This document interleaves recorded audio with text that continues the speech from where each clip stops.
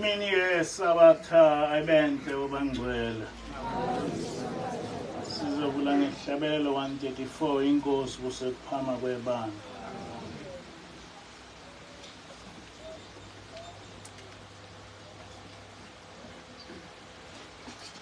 Inkosi ubusise winceku yenkosi ake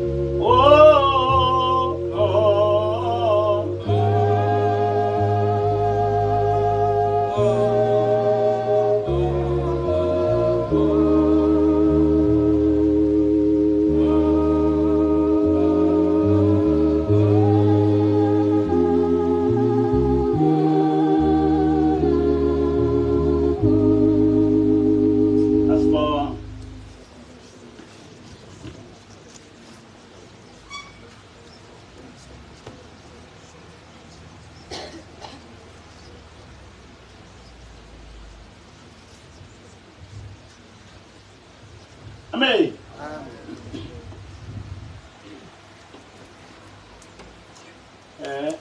Isihloko samanje sithi Ushembe ulandwa Ingelosi Yasemampondweni. Ekuseni intshumayelo ngobaba mkhulu ezolandwa Ingelosi Yasemampondweni. Ngiqale phakathi ngoba inde kakhulu. Ngabona ukuthi ngeke ngikwazi ukuba ngiqale ekuqaleni. Kodwa manje ngizoyiqala ekuqaleni ngoba kubalekile ukuthi sazi ukuthi njengoba ubaba mkhulu wayesemzini kaNkabane eSouth Coast noma eMampondweni wayefike kanjani ngoba uhambo lukaShembe lokuya eMampondweni uyafana nohambo lukaShembe esuka eNtabazwe eza la eNatal. Umuntu oyinazaretha kufanele lowo mlando ewazi kahle. Ngakho-ke ngizokhuluma lawo mlando ngokuqala ekuqaleni. Le ndaba itholakala ku-page 292 encwadi ka-Advocate Mnyando ethi izindaba zika-Shembe uvolume 2.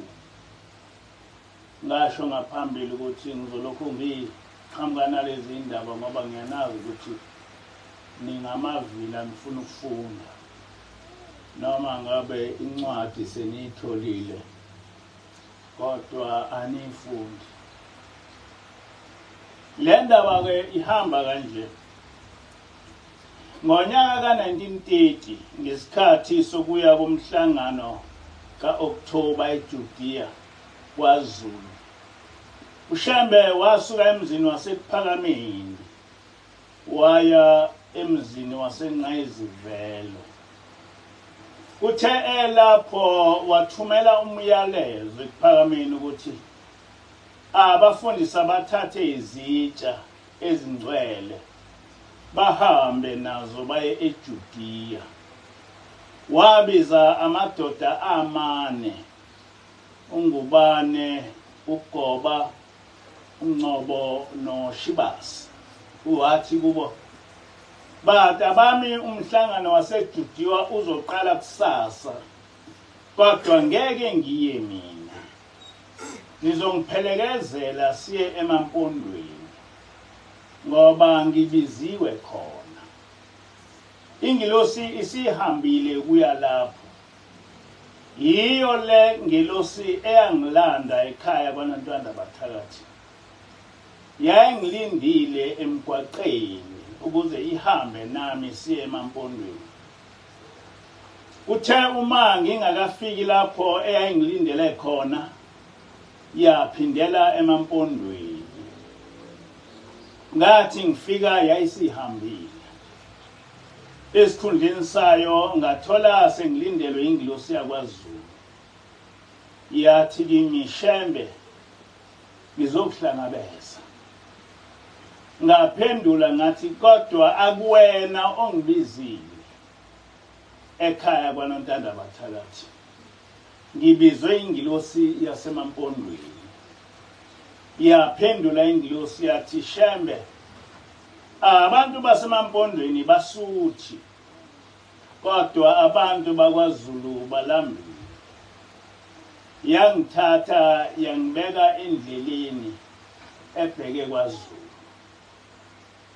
Ngithe ngifika lapha eNgqayizivele, ngiyafika le Ingelosi Yasemampondweni. Yangithola lapha. Yathi njengoba sengitholile lapha, ngeke ngisakushiya. Sizohamba nawe siye emampondweni lapho engangikubizele khona. Bata bami nginibizele ukuba nginitshele ukuthi nizohamba nami kusasa siye emampondweni silandele leyo Ngelosi. Ngiyafisa ukuthi ngiyichaze le ndaba ngoba kungenzeka ukuthi ningayizwa, ngoba ishort nishiwe kodwa yona uma usuyixoxa ayifani nalendlela ebhalwe ngayo. Ushembe walandwa Ingelosi Yasemampondweni yeza naye eNatal ngo-1910. Yayisifika imbeke endaweni ethize yathakalinde. Uthe Ushembe salindile la kwase kufika Ingelosi yakwaZulu. Isithi asihamba naye imsa kwaZulu.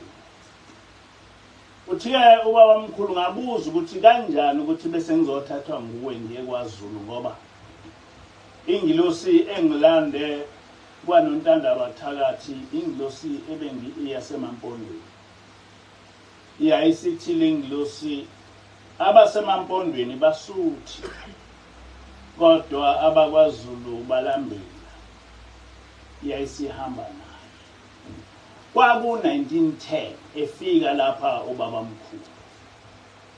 So kusukela ku-1910 kuze kufike ku-1930 ubaba mkhulu wayehamba neNgelosi yakwaZulu eyaye imiphuce, noma uma ngizokubeka ngolimi olungejwayelekile ngithi eyayimntshontshe Engelosini Yasemampondweni.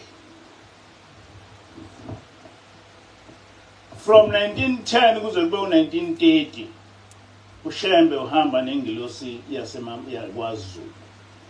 Kodwa kuthe ubaba mkhulu eNgqayizivele umuzi oseduze kwasePhakameni omunye kaShembe.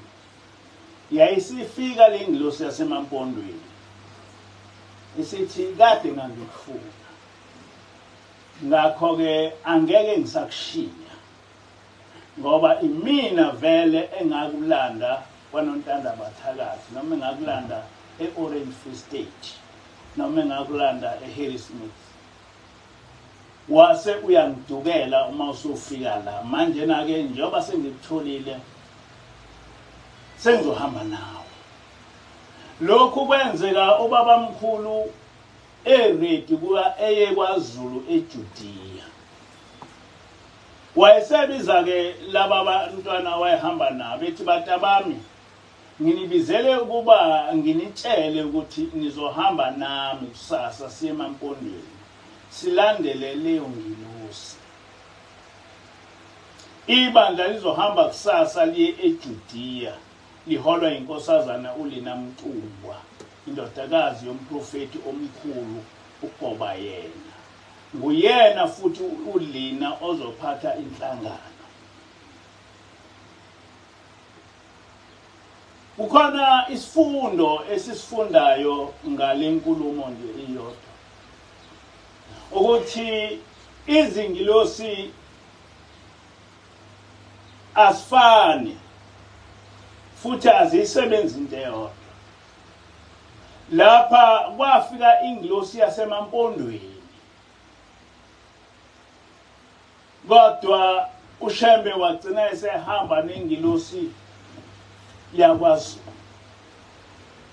Lokho kusitshela ukuthi kukhona Ingelosi Yasemampondweni, kukhona Ingelosi yakwaZulu, kukhona Ingelosi yaseSwazini, kukhona Ingelosi yasemaXhoseni. Ayifani Ingelosi, kunengilosi eziqondene nesizwe nesizwe. Lokhu ke kusifundisa into enkulu ngoba umbuzo uthi uma kunjalo le ngilosi esihamba nayo ngeyapi? Ngoba akusiyona ingilosi yakwaZulu futhi akusiyona ingilosi Yasemampondweni, ngeyapi?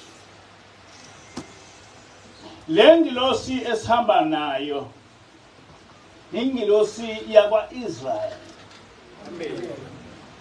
Ikhona yathi mayifika ngoSeptember 2006, kwathi ngo-October yathatha umkhokheli yahamba naye yayomethula esizweni sakwa-Israyeli, yayomethula esizweni samaJuda. Yonke indaba yobuNazaretha wayifunda esizweni samaJuda, lapha le ngilosi eyayivela khona. Ikhona le ngilosi thema ifika yenqaba ukuthi silandele amasiko akwaZulu, ngoba ingilosi yakwa-Israyeli zonke izizwe ezivela kuso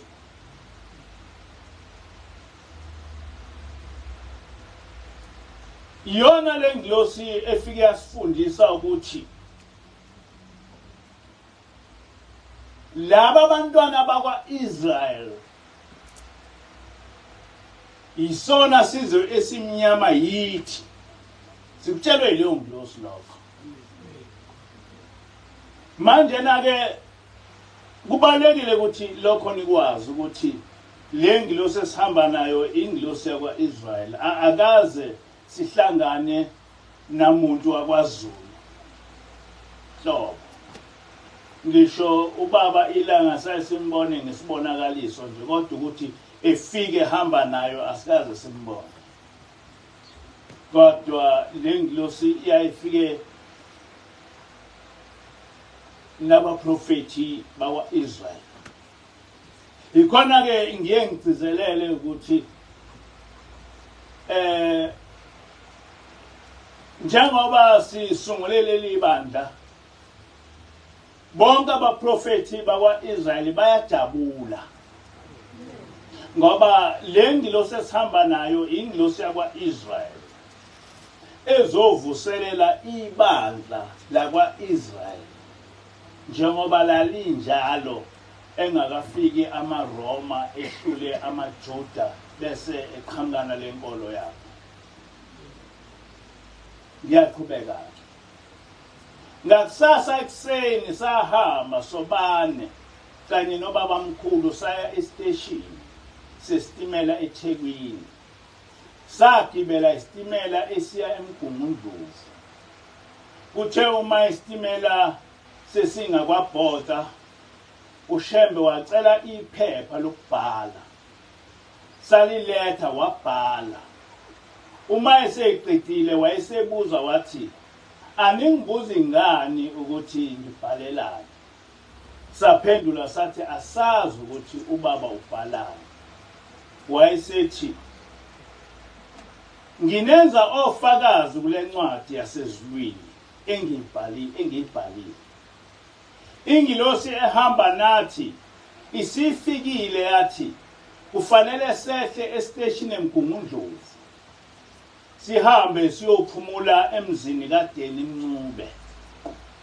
Kothi ntambama sisuke sithathe isitimela sasebusuku esidlula emzini mkhulu. Sibheke Emampondweni siyofika ekuseni. Uma sifika lapho esiteshini siyohlangana nensizwa esencane eyoba ivela ezintombini zayo. Iyosithwalela imithwalo yethu. Isiphelezele. Iyoshiya uma isisikhombisile umuzi lapho siyophumula khona. Kulowo muzi kuyofika intombazana emnyama ezacile eyisangoma. Igama layo uNelson. Le ntombazane kanye nomnikazi womuzi bayokhetha inkosi yasephakameni. Kodwa uJehova uthi ungababhabhadisi ngoba abakaphenduki ngokweqiniso. Bathelwe nje amaconsi ngoba uNkulunkulu uvakashele emzini wabo. ngamagama lawo engelosi ehamba nathi. Ngingine lapho. Le nkulumo neningi iyasivindicate. We are being vindicated. Ngoba kuthema ingelosi ifika phakathi kwethu isebenza ngathi sithuka.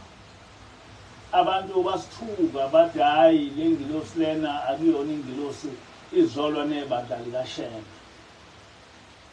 Kodwa ubaba mkhulu yena la wayetshelwa ingelosi ukuthi akenzeni. Ubaba mkhulu yonke lento oyikhulumayo uthi ubetshelwa ingelosi. So ngenkathi ehamba elapha emhlabeni ubaba mkhulu wayetshelwa ingelosi esesenyameni. Kodwa uma ingelosi isifika isizotshela thina akuseyona ingelosi. Sahamba ke saya emgungundlovu. Sehla esitimeleni saya emzini kaMncube eideni njengoba sitsheliwe.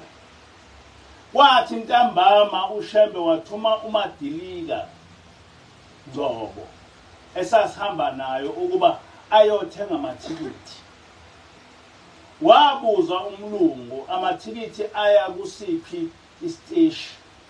Wangaphendula uNgcobo.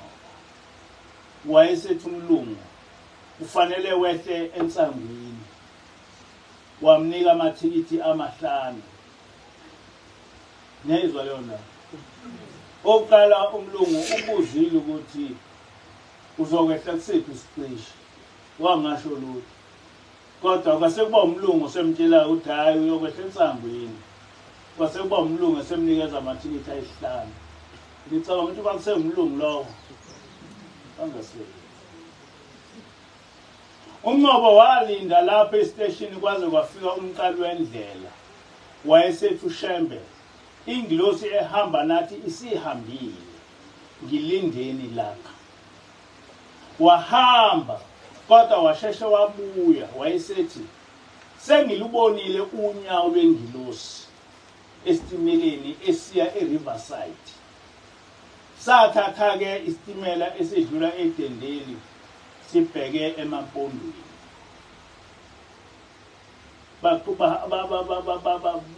Balandela ini? Balandela ingelosi. Yonke into abayenzayo bayitshelwa ingelosi. Nobaba mkhulu utshelwa ingelosi. Yini ke esintsha uma ngabe ingelosi silapha phakathi kwethu isisitshela ukuthi manje enzani lokhu nenze lokhu nenze lokhu ngoba ngisho ubaba mkhulu eselapha emhlabeni wayetshelwa ingelosi. Kuthe sesidlule kudala emzimkhulu uShembe wasitshela ukuba silungise imithwalo. Sehla esiteshini eSandeka esiphakathi komzimkhulu neNgwagwane.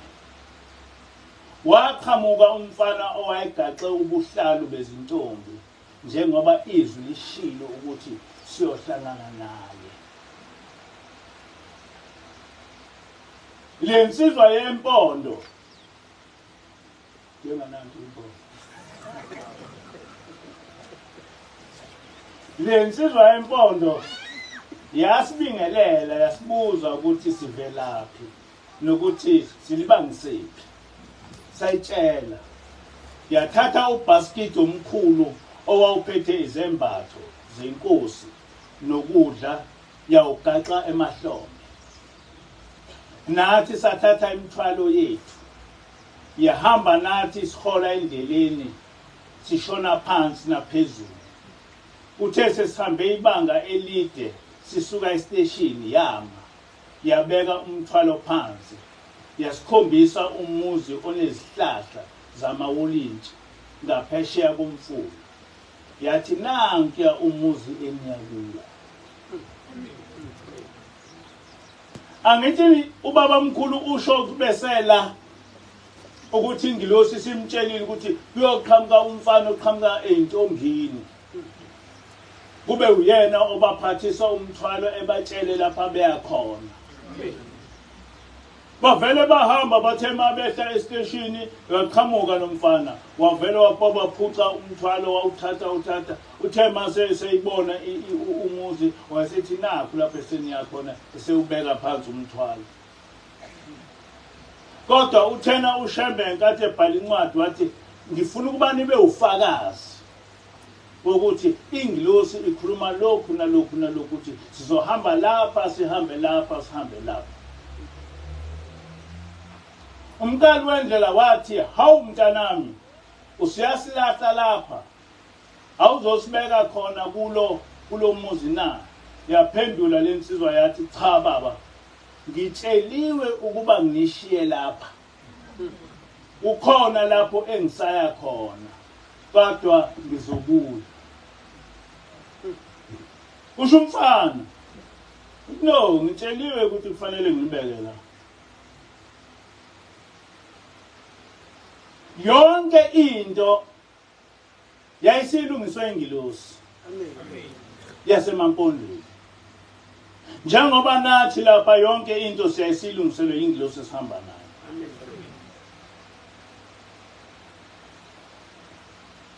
Uthe uma esesishiya sathatha izembatho zenkosi kubhaskiti sahlukaniselana ngazo ukuze sizithwale.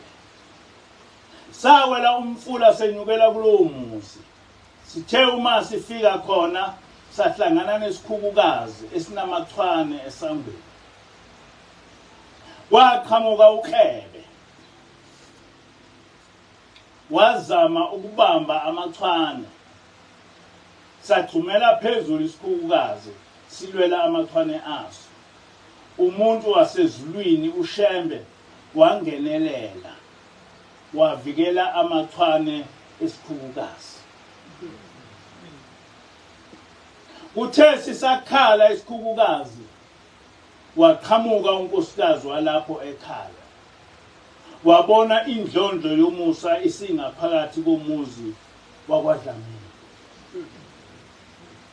Niyabona ukuthi asikashumayeli. Hlobo asikashumayeli. Ubaba mkhulu usuka lapha Uyemampondweni uyongena nje emzini womuntu lapho ongaziwa khona. Eyoshumayela. Sakhuleka sangena wasibingelela lo nkosikazi. Sacela izicephu zokuhlala wasinika. Inkosi yona yahlala esihlalweni. Unkosikazi wasibuza niphumaphi? Ngamanye amazwi abaziwa kulo muzi abafika kuwo. Sasho ukuthi sivela ephakameni. Siphelezele ubaba wethu Ushembe.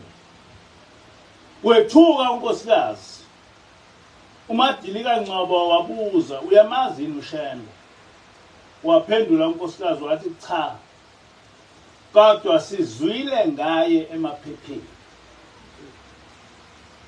Wangena uDlamini umnikazi wekhaya.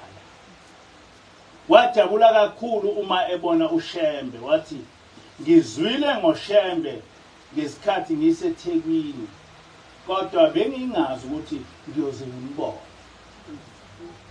Lo muzi wakwaDlamini wawukhonza ebandleni lamaweseli. uDlamini eyidikoni khona. Ngiyabona le ndaba.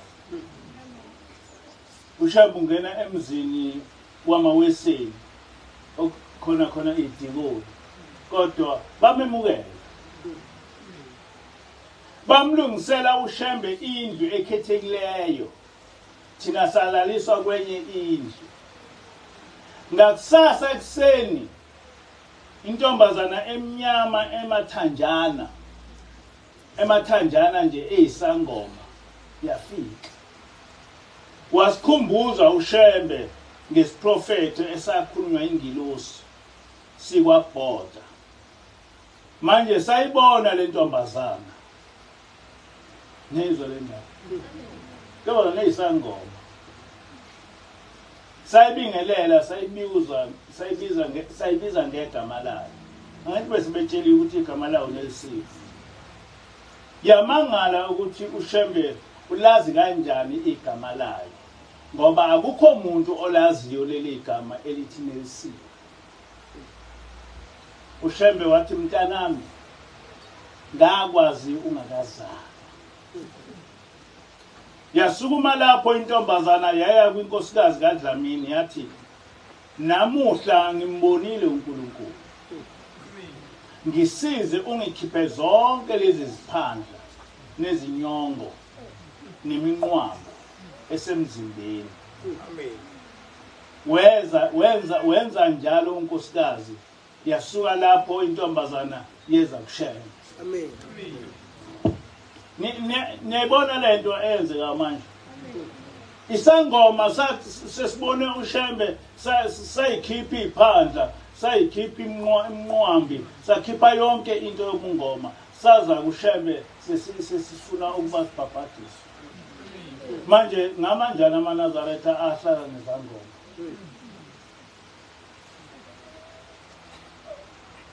Wabona uShembe ukuthi isisusile zonke izinto zobungoma.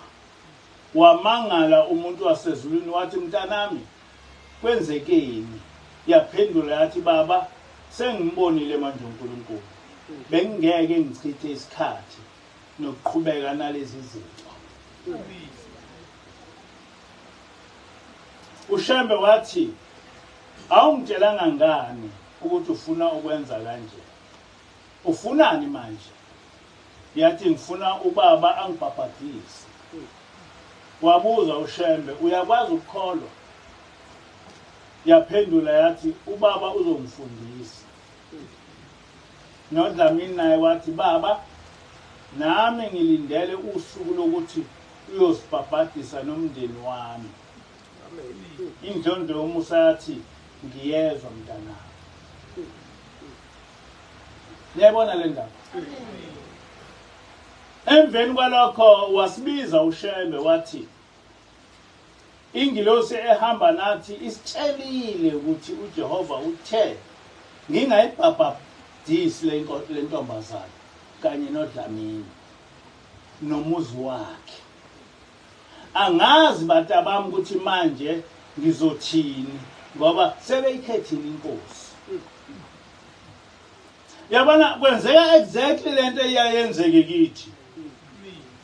Sithi sesinqumile kufike Ingelosi ithi lokhu ningakwenzi ngoba kunje.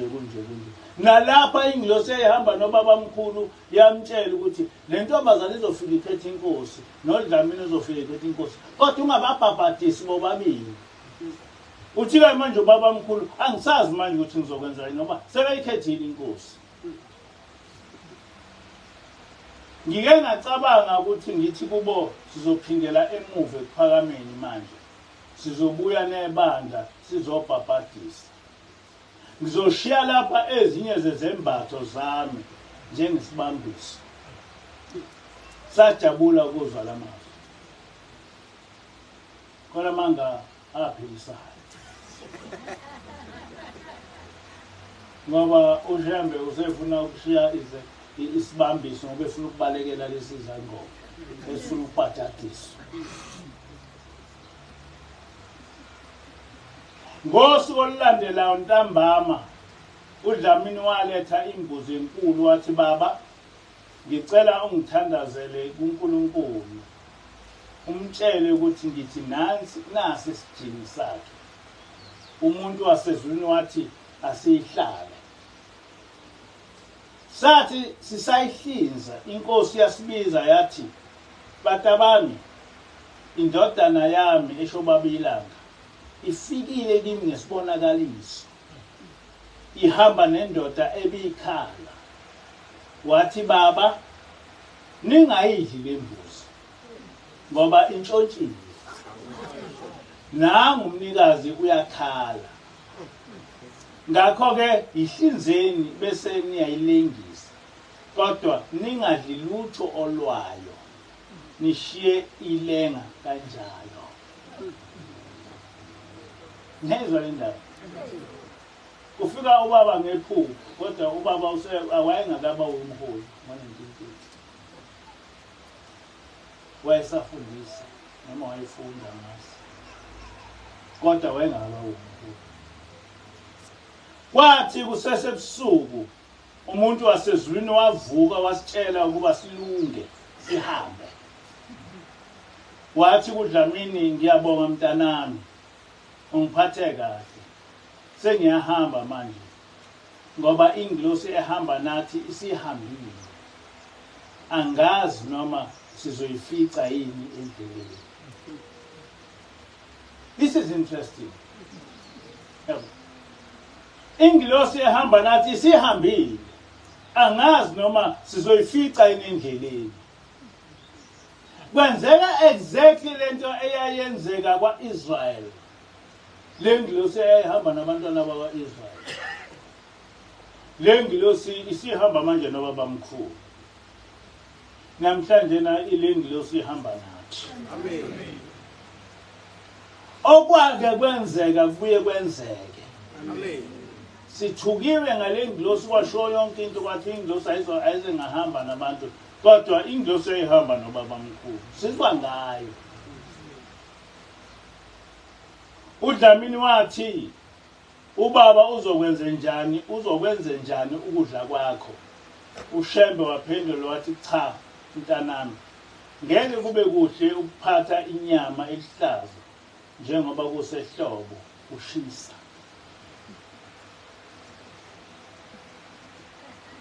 Kodwa ubaba omkhulu wayengakhulumi iqiniso. Okuseqinisweni wayefuna ukuba eyahambe ingadliwa le nyama. Amanga aphilisayo. Sasuka sahamba. Kwathi kusasa sase sisendleleni. Kuthe sesiwela umfula ingwagane. Ushembe wakhomba kude ezintabeni wathi ingelosi ehamba nathi isilapha yana ezintabeni.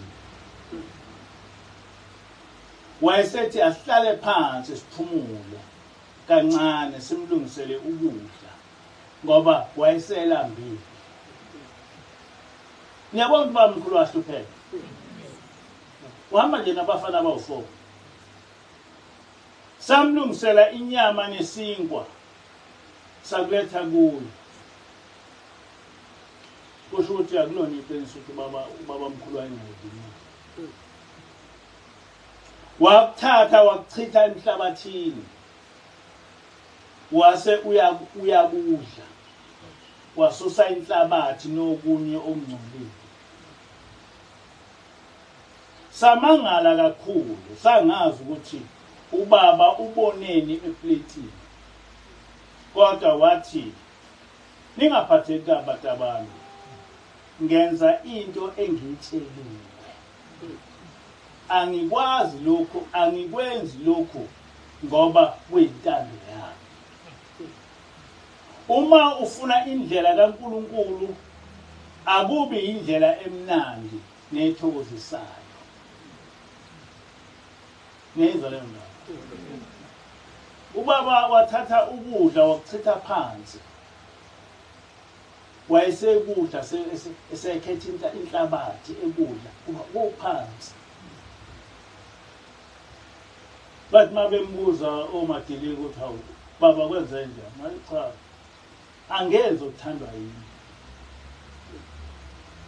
Kodwa indlela elikhulu yonke into engiyenzayo ngiyenza ngoba ngiyitshela ukuthi akuyenze. Ngiyakhumbula ubaba ilanga ethi wafica ubaba mkhulu ehlathini elele eqamele etsheni. Wabuza ubaba ilanga ukuthi hawu baba wazohlala ehlathini waqamele etsheni kwenze njani? Wathi ubaba mkhulu ngifuna uNkulunkulu mntanami. uNkulunkulu ufuna kanzima. Thina sifuna ukuhlala endlini ezinhle, asifune nakoshumayela. Kodwa ubaba omkhulu wayehamba yedwa engene imizi yabantu eshumayela. Ngo-1930 ibandla lamaNazaretha laselikhulukazi. Ubaba omkhulu esaziwa wonke umhlaba. Ngithena ekseni umlungu wathi izimishini zahlangana zathi uma simyeka lo muntu uzoyibhiziza yonke lento esiyakhile. Why? Ngoba bonke abantu abamnyama ababe bese inkonzweni bayishiya balandela Ushembe. Bonke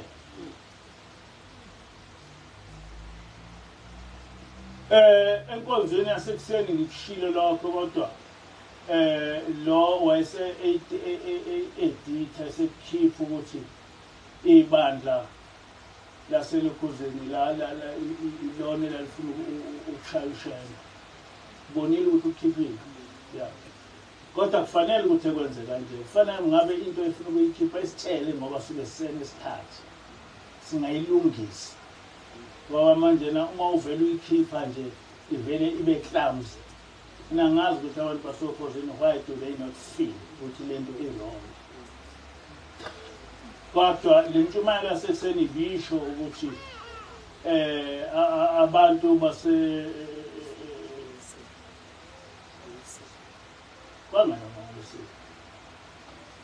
bangamaweseli. Okay, bamaweseli bahamba bazomhlasela bemhlasele ukuthi usethathe bonke amanye amaweseli.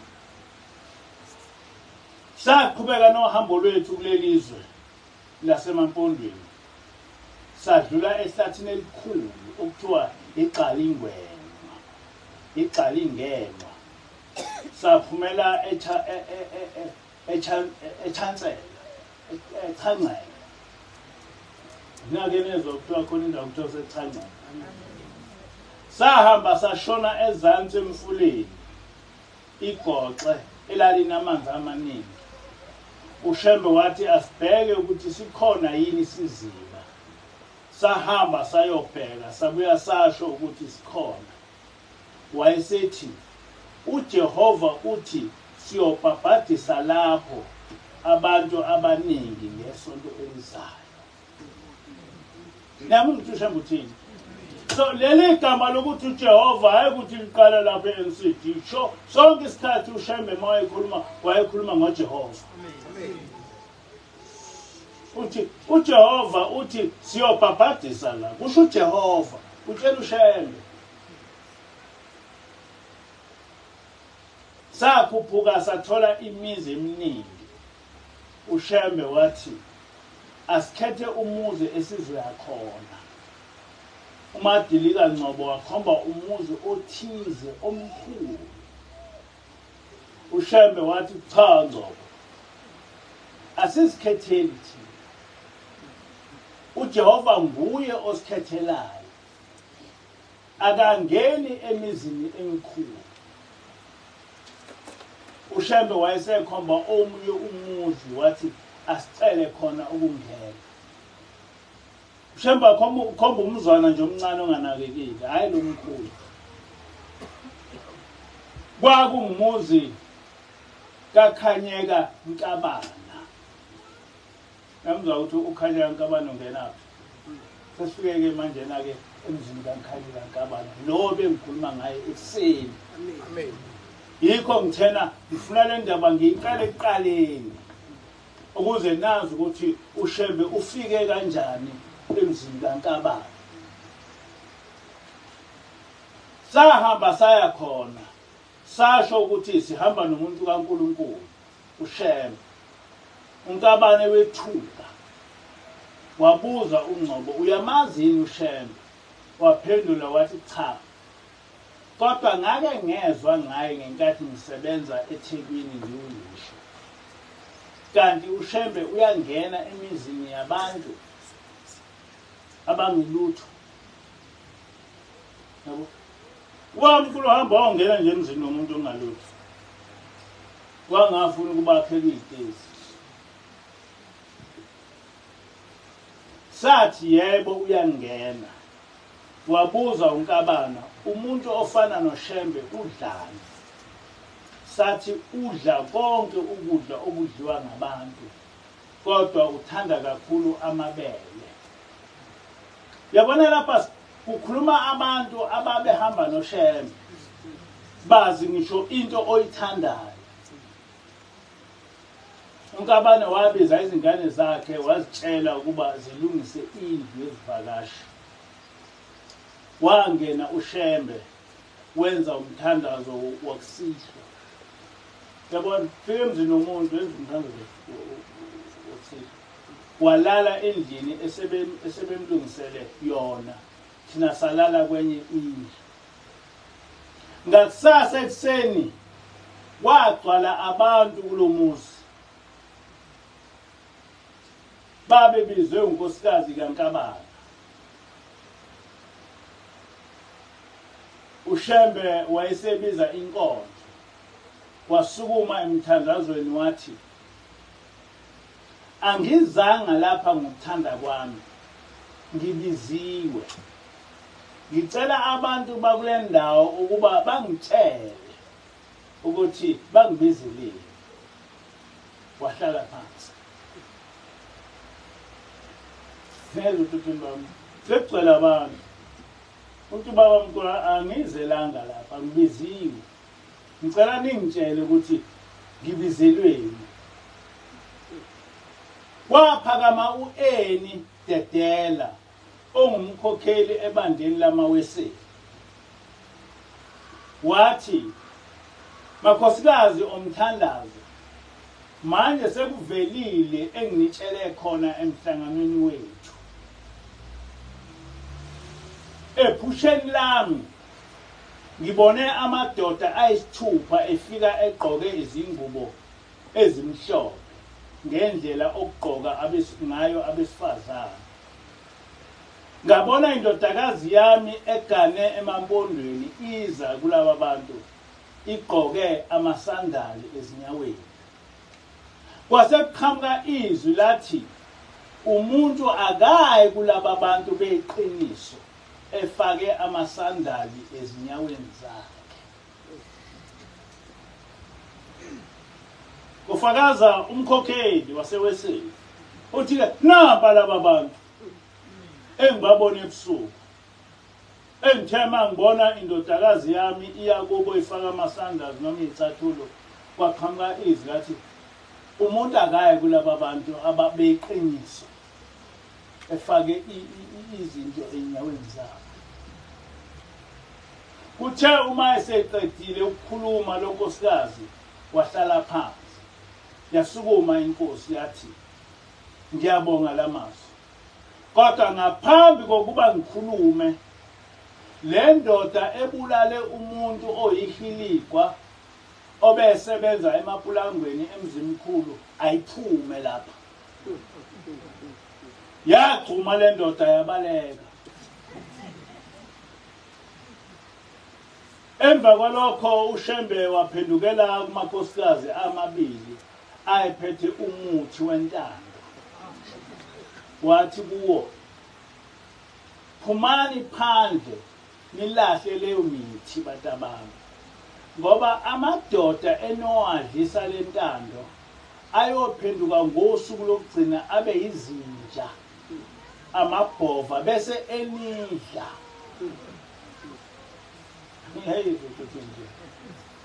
Uthi le mithi enifuna lentando niphethe engenzi kuzokugcina lamadoda eniwadlisayo ayophenduka izinja kini. Lamakhosikazi amabili aphuma ayilahla awaphindanga awusebenzise umuthi. Amen. uNkabane wafakaza naye wathi unina ngenkathi esahamba emhlabeni wakhuluma ngesonto elizofika emhlabeni abantu bakhona bayogqoka izingubo ezimhlophe. Wathi ningalilahli lelo sonto ngoba lingukuqala nokugcina kwenkolo yeqiniso.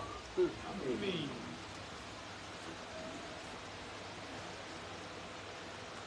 Washumayela Ushembe emzini kaNkabane.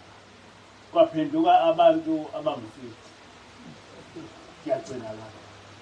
Ngoba ekseni ngiqale lapha. mase ngiqhubeka ngizobe sengikhuluma into ebengiyikhuluma ekuseni. Kodwa ngithena angiyiqali ekuqaleni le ndaba ukuze izwakale kahle. Ngoba uma ngiyiqala laphana ubabamkhulu sekwaNkabane anazi ukuthi ubabamkhulu ufike kanjani emampondweni. Kafuphi ubabamkhulu waya emampondweni ngo-1930 sesiyakwazi kwaku-October 1930. Ubabamkhulu ngo-1930 walandwa ingelosi Yasemampondweni esengqayizivele kodwa elungiselela ukuya kwaZulu eJudiya emhlanganweni. Yathi le ngelosi imina engakulanda emampondweni ngakushiya samhwele kwase kufika ingelosi yakwaZulu sikuthatha. Ngakho-ke ngeke ngisakushiya, sengifuna sihambe nawe manje siye emampondweni uyoshumayela khona. Ivangeli lasemampondweni laqala kanjalo. Ngelinye ilanga ingelosi ithi kimi ngisesekuhleni, angifuni wena ukuba ufake ibhishu ngoba noma wena ungaboni uyaye uvakashelwe zingelosi zezizwe ezahlukene. Uma lezi ingelosi le ngelosi mhlawumbe ngasemaXhoseni ifika kuwe ikuthola ufake ibhishu iyaye ingajabuli ngoba esizweni samaXhosa alifaki ibhishu. Uma ingelosi iqhamuka ingiyaseswazini sikubona ufake ibhishu ayikujabuleli lokho.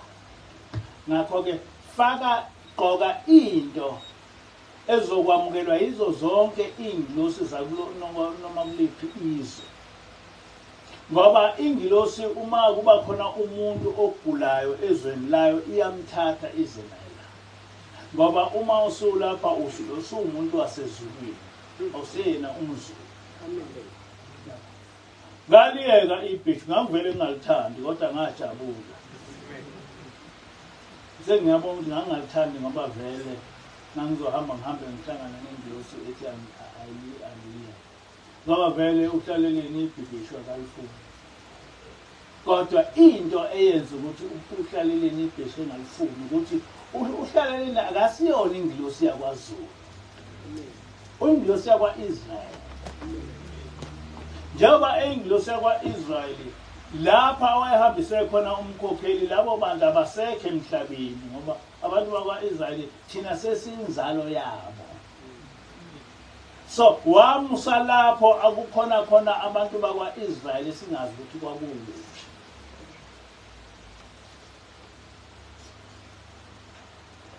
Ngale ntshumayelo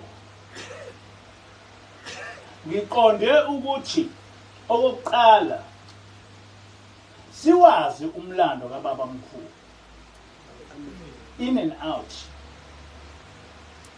Sizazi izimangaliso zikababamkhulu in and out. Ngoba specifically ngenkathi ingelosi ifika yathi yakha ibandla likaJehova. Kuleli ibandla uyofundisa abantu ukuthi uJehova ukhonzwa kanjani. Kodwa uthathele ezimfundisweni zikababamkhulu. So angikwazi ukuthathela emfundisweni kababamkhulu ningamazi ubabamkhulu ukuthi umuntu onjani oqhamukayo ngoba amaKristu ampenda ubabamkhulu njengomuntu oyi-imposter, umuntu owazama ukundiza wawa entabeni yaseNtangakazi wafa.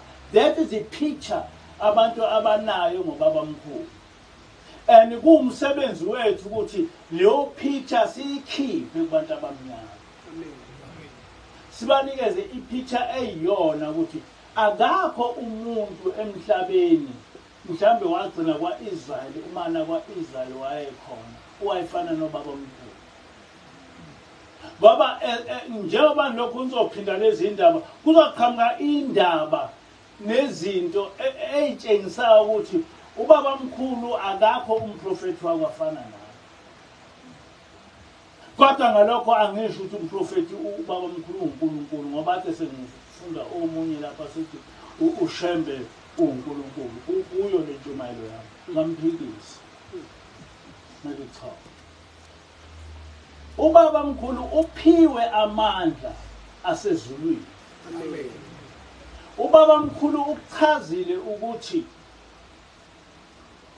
umoya oyingcwele uchazwe uye.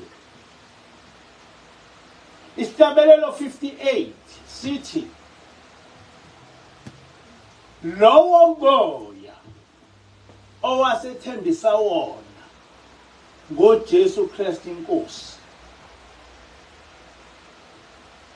wathi ngoJesu Kristu inkosi awusishiya sisodwa uyosithumela umoya ongcwele. Lowo moya ongcwele uJesu owasethembisa ngawo awusiphilise. So Ushembe umoya oyingcwele uJesu owasethembisa ngawo. Ubhale yena Ushembe. Kwihlabelelo 139 ubaba mkhulu uthi wathi awukushiya sisodwa. Ufikile simzwile umthokozisi. Wathi awushiya sisodwa. Kwasho uJesu ukuthi angeke ngishiye ninodwa. Ngimthumelela umthokozisi. Ubaba mkhulu ubhalela. So ubaba mkhulu ukuchazile kwihlabelelo 139 na kwihlabelelo 58 ukuthi lo moya oyingcwele uJesu owayekhuluma ngayo uye.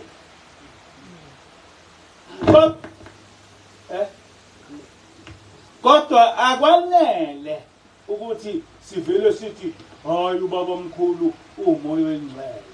No, akwanele lokho. Kufanele kube nezinto ezitangible.